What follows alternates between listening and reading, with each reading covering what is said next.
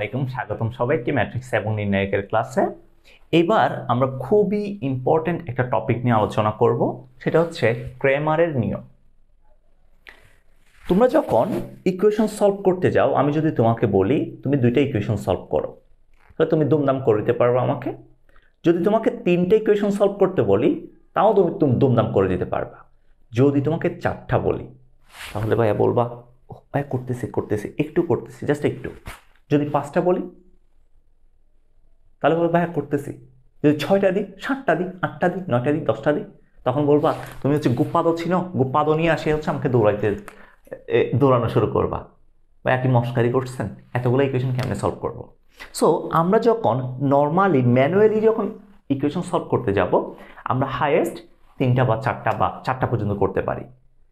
পাঁচটা, ছয়টা, সাতটা, আটটা, নয়টা, দশটা চলক বিশিষ্ট যদি ইকুয়েশন দেয় আমাকে, তাহলে ওই ইকুয়েশনগুলো সলভ করতে হলে আমাদের একটু সময় সাপেক্ষ ব্যাপার। সো এই ধরনের যে ইকুয়েশনগুলো আছে, এই ইকুয়েশনগুলো সলভ করার জন্য আমাদের একটা নিয়ম খুব কাজ করে, সেটা হচ্ছে ক্রেমারের নিয়ম। ক্রেমারের নিয়ম খুব সুন্দরভাবে আমাদের কাজ করে। তাহলে এই নিয়মটা কিভাবে কাজ করে? সো আমি নিয়মটা বোঝানোর জন্য এখানে জাস্ট তিনটা ইকুয়েশন নিছি। তিনটা ইকুয়েশন, এই তিনটে ইকুয়েশন কিভাবে ক্রেমারের সাহায্যে সলভ করব ওইটা আমি দেখাবো। ক্রেমার কিভাবে কাজ করে এটা দেখানোর আগে কয়েকটা টার্মের সাথে একটু পরিচিত হই। একটা হচ্ছে চলক নির্ণায়ক, আর একটা হচ্ছে মূল নির্ণায়ক।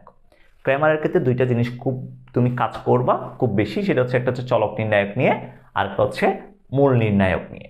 বা মূল নির্ণায়ক কিভাবে গঠন করব, চলক নির্ণায়ক কিভাবে গঠন করব, খেয়াল করো। মূল নির্ণায়ক যেটা আছে, মূল নির্ণায়ককে প্রকাশ করা হয় হয় ডি দ্বারা প্রকাশ করবা, না হয় ডেল্টা দ্বারা প্রকাশ করবা। যে কোনো একটা দ্বারা, হয় ডি না হয় ডেল্টা। তাহলে ডি বা ডেল্টা আমরা কিভাবে প্রকাশ করব? ধর আমি ডি দ্বারা প্রকাশ করলাম, তাহলে ডি সমান হবে প্রথম কাজ তোমার ইকুয়েশনগুলোকে এই টাইপের করে সাজানো, অর্থাৎ চলকগুলো থাকবে এক পাশে, C1 জেড দাও, এখানে C1 এর পাশে একটা জেড দাও, জেড। চলকগুলো থাকবে এক পাশে, তারপর কনস্ট্যান্টগুলো থাকবে আরেক পাশে। চলকগুলো এক পাশে, কনস্ট্যান্টগুলো আরেক পাশে থাকবে ইকুয়াল সাইনে। প্রথম কাজ ইকুয়েশনগুলোকে এভাবে সাজানো। এরপরে তুমি ডি গঠন করবা। কিভাবে গঠন করবা ডি? ডি ইকুয়াল, এরপর চলক যেগুলো আছে, চলকের যে সহগগুলো আছে না, প্রত্যেকটা ইকুয়েশনের জন্য এক একটা সারি থাকবে। প্রত্যেকটা ইকুয়েশনের জন্য এক একটা সারি। যেমন প্রথম যে ইকুয়েশনটা আছে এখানে, সহগ কে কে? A1, এরপর আছে কে? B1, এরপরে কে? C1, এটার জন্য একটা সারি। এরপর 2 নম্বর ইকুয়েশনে যাও, এখানে কে কে আছে? A2, এরপর আছে B2, এরপর আছে কে? C2, এটার জন্য আরেকটা সারি।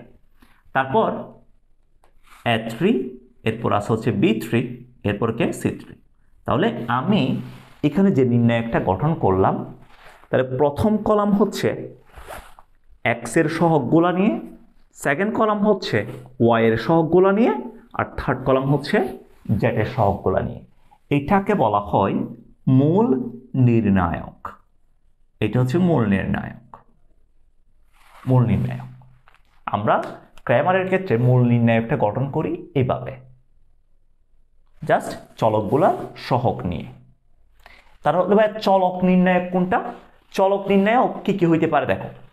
সমীকরণের মধ্যে চলক যে থাকবে তোমার চলক নির্ণায়ক শেষে হইতে পারে। যেমন সমীকরণের মধ্যে চলক কে কে আছে? x আছে, তারপর y আছে, এরপর হচ্ছে z আছে। তাহলে আমাদের চলক নির্ণায়ক x চলকের জন্য হইতে পারে, চলক নির্ণায়ক y চলকের জন্য হইতে পারে, চলক নির্ণায়ক z চলকের জন্য হইতে পারে। যদি x চলকের জন্য আমরা চলক নির্ণায়ক নিই, এটাকে আমরা প্রকাশ করব dx বা ডেল্টা x দ্বারা, dx বা ডেল্টা x। যদি y চলকের জন্য নিই, তাহলে এটাকে প্রকাশ করব dy বা ডেল্টা y দ্বারা। z চলকের জন্য নিলে dz বা ডেল্টা z দ্বারা প্রকাশ করব, ডেল্টা z। তাহলে আমি যদি dx বের করি, তাহলে কেমনে বের করব? দেখো, যদি dx বের করতে চাই তাহলে কি করা লাগবে জানো? x এর সহগের যে কলামটা আছে, এই যে x এর সহগের কলাম, বাকিগুলোকে হাত দেওয়ার দরকার নাই। তুমি যখন ডিএক্স বের করতেছ এগুলাকে হাত দেওয়ার দরকার নেই, জাস্ট এক্স এর সহগের যে কলামটা আছে এটাকে দেখো, এই যে এইটাকে তুমি রিপ্লেস করবা সমান চিহ্নের বাইরে যে কনস্ট্যান্ট পদগুলো আছে এই কনস্ট্যান্ট পদগুলো দ্বারা, অর্থাৎ a1 a2 a3 কে তুমি রিপ্লেস করবা d1 d2 d3 দ্বারা। বাকিগুলো ফিক্স থাকবে, b1 b2 b3 c1 c2 c3 এটা ফিক্স থাকবে। এটা হচ্ছে dx। এরপর যদি dy বের করি, dy বের করার সময় কাকে হাত দিব? শুধুমাত্র y এর গুলাকে হাত দিব, বাকিগুলোকে আমরা হাত দিব না। তাহলে y এর গুলাকে চেঞ্জ করে দিবা কাকে দিয়ে? কনস্ট্যান্ট পদ দিয়ে চেঞ্জ করে দাও। তাহলে x কে হাত দেওয়ার দরকার নাই, x যেরকম আছে এরকম থাক, তুমি এটাকে চেঞ্জ করে দাও। d1 d2 d3 c1 c2 c3 ওকে। এরপর যদি তুমি dz বের করো, dz বের করবা কিভাবে? জাস্ট z চলককে তুমি হাত দিবা, কি দিয়ে রিপ্লেস করবা? কনস্ট্যান্ট পদ দিয়ে। তো রিপ্লেস করে দাও, তাহলে a1 a2 a3 b1 b2 b3 এটাকে তুমি রিপ্লেস করবে d1 d2 d3 দ্বারা। তাহলে এটা হচ্ছে আমাদের dx dy dz বের করার প্রসেস, অর্থাৎ চলক নির্ণায়ক আমরা এইভাবে বের করব। এখন সমাধান মানে কি? যদি আমি তোমাকে বলি এই সমীকরণগুলো তুমি সমাধান করো, তার মানে কি করবা? আসলে তুমি x এর মান বের করবা, y এর মান বের করবা, z এর মান বের করবা। তাহলে ভাই x এর মান কত হবে, y এর মান কত হবে, z এর মান কত হবে? x সমান হবে, x সমান যদি বলি x সমান dx ডিভাইডেড বাই d, অর্থাৎ এই যে নির্ণায়কটা আসছে এখান থেকে যে মানটা আসবে এই মানটাকে যদি আমরা মূল নির্ণায়ক দ্বারা ভাগ করি তাহলে যে বেলটা আসবে ওইটাই হবে আমাদের x এর মান। এরপর যদি y সমান যদি বলি, y সমান হচ্ছে dy by d, dy by d। এরপর যদি z সমান বলি তাহলে z সমান হচ্ছে dz বাই d, z সমান হচ্ছে dz বাই d। এইভাবেই আমরা আমাদের চলকের মানগুলো বের করে ফেলতে পারি। তাহলে আমাদের প্রথমে কি বের করা লাগবে? প্রথমে ইকুয়েশনগুলোকে এমনভাবে সাজাইতে হবে যাতে সমানের পাশে কনস্ট্যান্ট পদগুলো থাকে, চলকগুলো যাতে এক পাশে থাকে। এরপরে মূল নির্ণায়ক বের করব, মূল নির্ণায়ক বের করলাম। এরপরে চলক নির্ণায়ক বের করব, চলক নির্ণায়ক বের করে তারপর হচ্ছে আমি চলকগুলার মান বের করতে পারবো। এভাবেই আমাদের ক্র্যামার্সটা কাজ করে। এখানে আরো কিছু কথা আছে, আমি ওই কথাগুলো বলতেছি, তোমরা জাস্ট আপাতত তুলে নাও। আমি এরপরে কখন আসলে ক্র্যামার কাজ করবে কখন ক্র্যামার কাজ করবে না ওই ব্যাপারটা বলবো, দেন একটা কোয়েশ্চেন সলভ করাবো।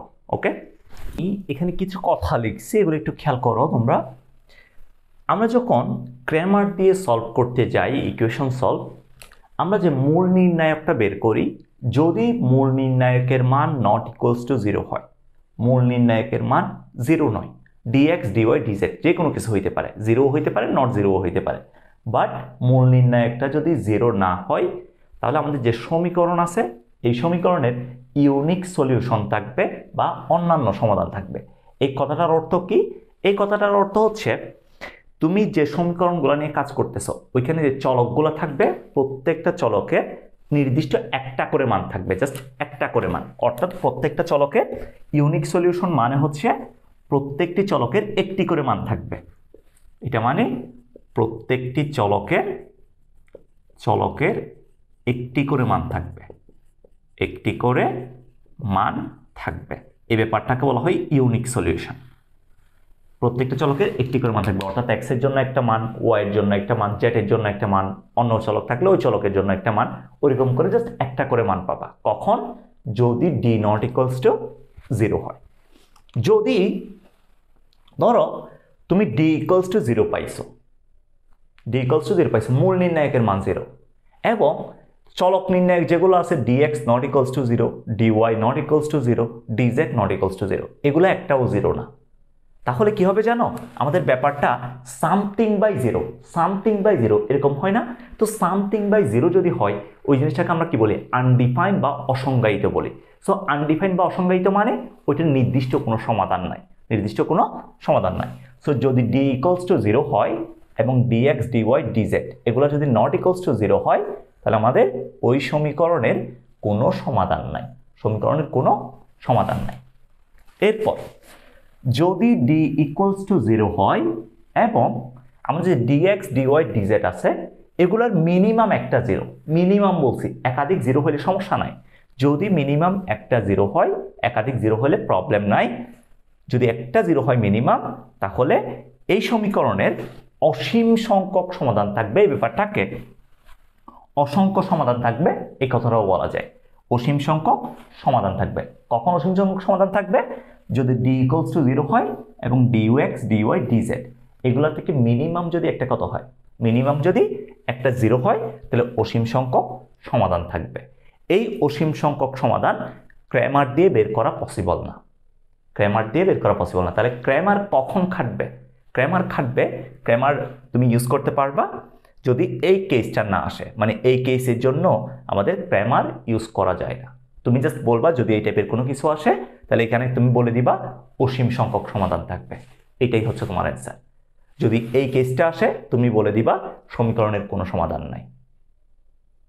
আর যদি আমাদের এই কেসটা আসে, তখন হচ্ছে তুমি এক্স ওয়াই যে চলকগুলো থাকবে ওইগুলোর মান বের করতে পারবা। ঠিক আছে, এবার আমরা ক্র্যামার দিয়ে একটা ম্যাথ করব। তোমাকে যদি এই ম্যাথটা দেয়, এখানে তিনটে ইকুয়েশন দিছে, আমাকে বলছে এই তিনটে ইকুয়েশন নির্ণায়কের সাহায্যে সমাধান করো। তাহলে আমরা কিভাবে করব? প্রথমে ইকুয়েশনগুলা এক পাশে কনস্ট্যান্ট, চলকগুলো এক পাশে আছে কিনা চেক করব। আছে কি? হ্যাঁ আছে। এরপরে মূল নির্ণায়ক গঠন করব। মূল নির্ণায়ক গঠন করো। ডি ইকুয়াল প্রথম সমীকরণের জন্য একটা সারি, তাহলে 2y এর সহগ কত 1, যেটা সহগ কত 1, 2 1 1। এরপরে 2 নম্বর সমীকরণে আসো, x এর সহগ কত 1, y এর সহগ 1, যেটা সহগ -3। এরপর 3 নম্বরে আসো, x এর সহগ 3, y এর সহগ 2, যেটা সহগ -3। তাহলে এখান থেকে আমরা d পেয়ে গেলাম। আমরা কত পেয়ে গেলাম? d পেয়ে গেলাম। তো তুমি এখান থেকে মান বের করো। তুমি হচ্ছে যে কোনো একটা সারি বা কলাম ধরে বিস্তার করে ফেলো, বিস্তার করে ফেলো। তাহলে কত আসে দেখো। আমি যদি প্রথম সারি বরাবর বিস্তার করি, তাহলে এখান থেকে আসবে, এটা এখান থেকে 2 ইন্টু কত আসে 1 -3 2 -3। এরপরে করলে -1 ইন্টু কত পাবো 1 -3, এরপরে পাবো হচ্ছে 3 -3। এরপরে প্লাস 1 ইন্টু 1 1 3 2, এটা পাবো। তাহলে আমাদের মেইন নির্ণায়কের মান আসতেছে 2 ইন্টু -3 প্লাস 6 মাইনাস, এখান থেকে পাবো -3 প্লাস 9 প্লাস 2 -3। তাহলে কত আসে 2 ইন্টু 3 মাইনাস 9 থেকে 3 গেলে 6, তাহলে -6, আর এখানে আসবে -1। 3 দুগুণে 6, 6 6 বাদ, ইকুয়ালস টু কত পড়ে আছে? ইকুয়ালস টু -1 পড়ে আছে। তাহলে আমাদের মেইন নির্ণায়কের মান আসছে হচ্ছে -1। এরপরে dx বের করো। dx কত আসে? dx সমান আসবে, তুমি জাস্ট x এর এখানে যে মেইন নির্ণায়ক যেটা আছে, x এরটাকে তুমি কি দ্বারা চেঞ্জ করে দিবা? তুমি হচ্ছে কনস্ট্যান্ট পদ দ্বারা চেঞ্জ করে দিবা। তো করে দাও, 0 0 1 দ্বারা কি করে দিলাম? চেঞ্জ করে দিলাম। বাকিগুলো আনটাচড। তাহলে 1 1 1 1 1 2, তারপর হচ্ছে 1 -3, পর হচ্ছে -3। তাহলে এটা হচ্ছে dx। সো এখান থেকে তুমি একটা মান পাবা, এই নির্ণায়কের জন্য একটা মান পাইলাম। এরপরে dy বের করো। তাহলে dy সমান কত আসে? জাস্ট y এর সবগুলোকে চেঞ্জ করে দিবা কনস্ট্যান্ট পদ দ্বারা। তাহলে 2 1 3, এটাকে আমি আনটাচ রাখলাম, এটাকে চেঞ্জ করব 0 0 1 দ্বারা। তাহলে 0 0 1 1 -3 -3। এখান থেকে একটা মান পাইলাম, dy এর একটা মান পাবো। এরপরে dz বের করো। dz কত আসে? তো dz যদি বের করি, dz আসবে, দ্যাট হচ্ছে z এর কলমটাকে কনস্ট্যান্ট পদ দ্বারা চেঞ্জ করে দাও। তাহলে 2 1 3 1 1 2, তাহলে 0 0 1। তাহলে এখান থেকে dz-টা পেয়ে গেলাম। সো আমার এখন dx জানা আছে, dy জানা আছে, dz জানা আছে, dও জানা আছে। সুতরাং আমরা বলবো এখন এখান থেকে বলবো, যেহেতু d not equals to 0, সুতরাং প্রত্যেকটার জন্য আলাদা আলাদা করে একটা একটা মান থাকবে। তাহলে এক্স ইকুয়ালস টু কত হবে, dx/d। এখানে যে মানটা পাইছো এই মানটাকে এই -1 দ্বারা ভাগ করে দিবা, তাহলে এখান থেকে তুমি এক্স এর মান পেয়ে যাবা। এরপর ওয়াই সমান হচ্ছে dy যে মানটা পাইছো এই নির্ণায়ক থেকে এটাকে ডি দ্বারা ভাগ করে দিবা, তাহলে ওয়াই চলে আসবে। এরপরে জেড সমান তুমি এই মানটাকে এই ডিজেড এর এই মানটাকে এই ডি এর মান দ্বারা ভাগ করে দিবা, তার মানে জেড সমান dz/d। তাহলে আমাদের কাজ শেষ। তাহলে কি শেষ? তাহলে এখান থেকে অ্যান্সার চলে আসবে। ওকে, সো এইভাবেই আমরা ক্র্যামার দিয়ে যে কোনো নির্ণায়কের যে কোনো সংখ্যক ইকুয়েশনকে আমরা চাইলে সলভ করতে পারি। সো এখানে জাস্ট আমি একটা ম্যাথ দেখাই দিছি, আমি আর অনেকগুলো ম্যাথ করাবো তোমাদের, সো প্যারা নেওয়ার দরকার নাই। তোমরা জাস্ট কনসেপ্টটি একটু ভালো মতো বুঝিও, যদি কারো কোনো প্রবলেম হয় জুম ক্লাসে জিজ্ঞেস করবা। আজকের ক্লাসে পর্যন্ত, আল্লাহ হাফেজ, টাটা।